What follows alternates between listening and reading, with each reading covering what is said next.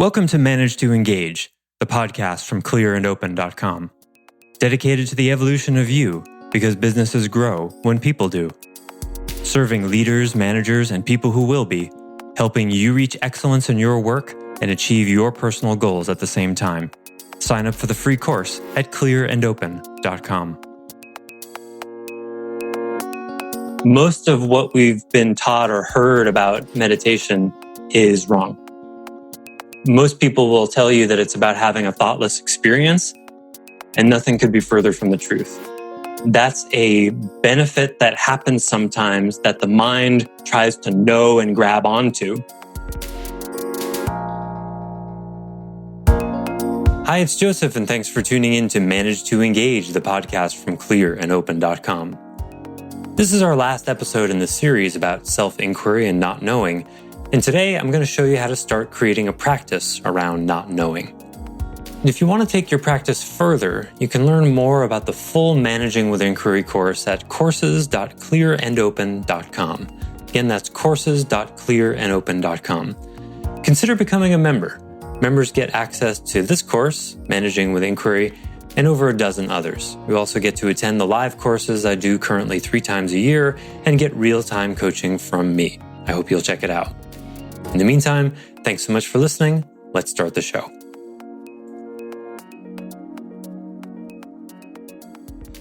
I don't know what the assignment is yet, but if I don't know by the end of the class, I'll post it on the course site. So maybe this is a good time to cover some logistics. You already know, be on time. I locked the meeting, especially because we may do some meditation, 10 or 15 minutes in the beginning. We may experiment with some of that. While I'm on the subject, all of you ought to have access to a course on the course site on courses.clearandopen.com. You'll all have access to a course that's called Guided Meditations. That's just a group of 10, 15, 20-minute guided meditations. I highly recommend doing these, unless you're already a really well-practiced meditator. But even if you are, I highly recommend trying these out because meditation is not knowing training. And it's probably one of the best practices that you can engage in. In pure Zen, the path to enlightenment, which is not what this course is about, but it comes to bear. The path to enlightenment is twofold. Most people, when they think of Zen, they think of meditation, but they don't know about the other piece of it, which is self-inquiry. And that's what this course is largely about. And so meditation is sort of what you do by yourself. And inquiry is something that is far more applicable to all of the other times you're not contemplating your navel with your eyes closed. It's the simple act of investigating what's true through your willingness to let go of beliefs, assumptions, attitudes, patterns of what's not true. So if you have a goal for this course, that's the assignment. That's one of them. Is to get clear about what you want to get out of this course and write it down. And I'll write some things about this in the assignment. Usually after the sessions, I'll compose my thoughts in a few hours and write something on the course site. So you want to look at that because sometimes I'll write a few paragraphs that are fairly directive. So in your own self-interest, get clear about what you want to get out of the course. And I invite you to start meditating. It really, really, really will help. If you don't have time to meditate, then it's even more important that you meditate. If you're bored by meditation, then it's even more important that you meditate. It really works. And speaking of knowing and conditioning and distortion, all that, most of what we've been taught or heard about meditation is wrong. Most people will tell you that it's about having a thoughtless experience, and nothing could be further from the truth. That's a benefit that happens sometimes that the mind tries to know and grab onto. And anybody want to offer? What is the point of meditation? It's a tricky question. Some of you have heard me talk about it before. What's the point of meditation? Oh, another nice not knowing place.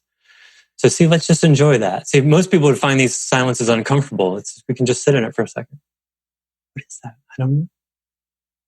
So just to contemplate what is. A contemplation of what is. That's a nice definition of meditation. Thanks, Deborah. There are others. There are other good ones like that. I would say even I would revise contemplation a little bit, and I would say to put a little bit more of an edge on it, accepting what is, embracing what is. Contemplating what is good too, though. It might depend on the mood you're in. What is? What's actually happening right now? Sort of put you in the same space as what is this? And as we practiced in our last meeting, trying to figure out who has those thoughts. Yes, we talked about this in the leader webcast, right? Yeah. So one of the best definitions for what meditation is, or the goal of meditation, is the goal is to find the meditator and see that they cannot be found. And this is something I can explain in a moment, but it won't make a difference because understanding it here is sort of like calling this water. It doesn't quench your thirst. Oh, that's water. That's 2 hydrogen atoms and an oxygen atom bonded together at 105 degrees.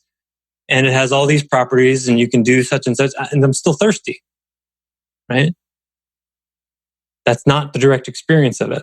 So I can tell you that you're not going to be able to find the meditator, but it's meaningless unless you actually experience that.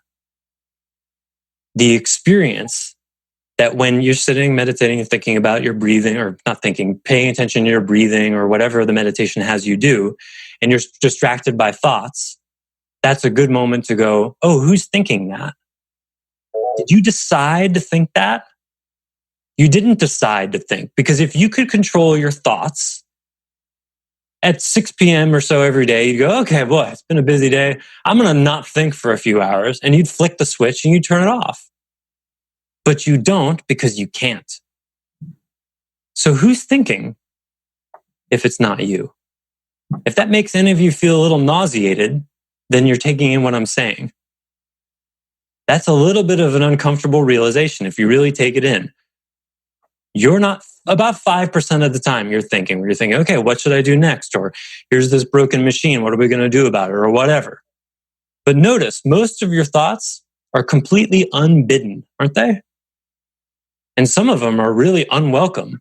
Like, how many times do you really want to remember that time your first girlfriend broke up with you? Or that time you were humiliated by that teacher? If you could control your thoughts, you'd never think about that again, right? And yet there they are. There it is. The mind's like, hey, remember this? And you're like, oh man. You don't control those thoughts. So who's thinking? Aren't you curious to find out? Go looking for that. See where it takes you.